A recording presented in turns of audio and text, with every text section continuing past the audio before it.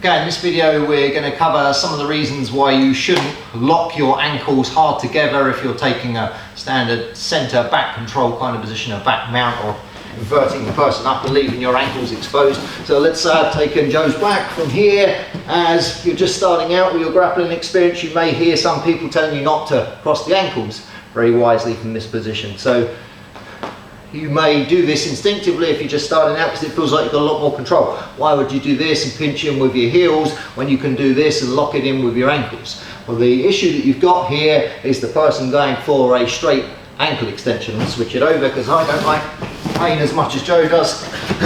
So from here, he's taking this centre position and he's making a mistake here. He's crossing at the ankle. So let's imagine he's got my neck locked up and I'm having to defend a bit here. You know, I can't just lean forwards always and get hold of his legs, so I've got to make sure my neck's safe and my upper body's out of trouble. But then as soon as I see this, I know I've got an opportunity to go for a bit of an ankle submission. Now on this, even if you don't get the submission, if it makes the person scramble their legs and uncross the legs, you've got a chance of escaping, so it's not wasted effort even if you don't get the full submission and get the person tapping out. What I'm looking for here is his feet shouldn't, I don't want them touching each other effectively like they are from here. I need a little bit of a deeper cross than that. So you may have to manipulate this, if you can, with a hand in this position, or if you're really feeling good with this, you can manipulate it with your feet as well and get it into position. But we'll just look at doing it with a hand for a second.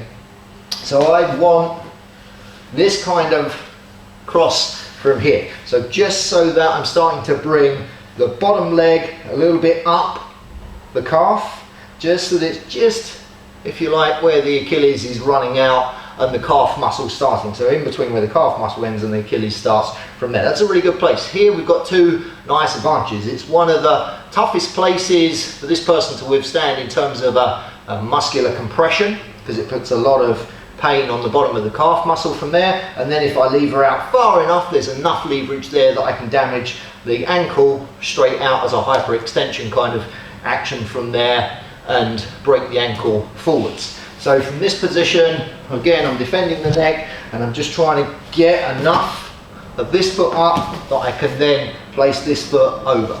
So I'm pulling this one up, getting this foot slightly exposed. I'm going for the foot that's on top, always the foot that's on top here, and then I'm just trying to wrap it up. So from here, don't be too loose with this, you get what you can. So as deep as possible is really a good thing from here, and then we can start locking this in. So from this position now, I'm effectively opening this knee out and pushing my hips up to extend this position here. Wouldn't matter if I was just loosely crossed, if that was as best as I could get. I can still put this pressure on, but it's a little bit easier for Joe to rotate the leg and take the pressure off a bit.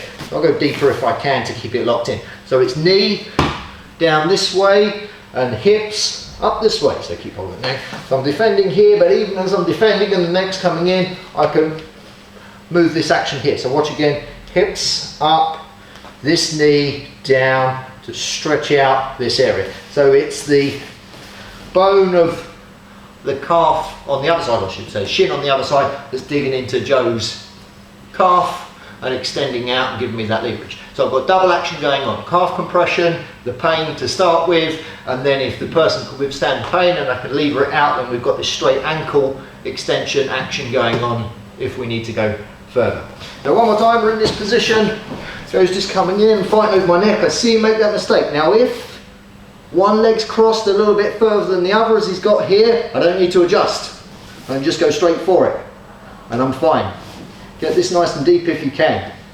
If I need to adjust, remember from here, doesn't matter which one you go for, pull this one up, or from here, see if you can manipulate this one up, as long as you can get that little bit of movement with the bottom leg, rides up this top calf a bit. So the bottom one's going to be most convenient to go for if you can. That's the easiest way to expose it. Get this locked in from here, and then keep your neck safe. Don't let your neck get exposed. No point you getting tapped out quick when you can tap this guy out. And from here, once you've got this locked in, then it's hips up and knee down. So watch, knee goes down towards the mat and hips come up this way to put that ankle extension and calf compression action.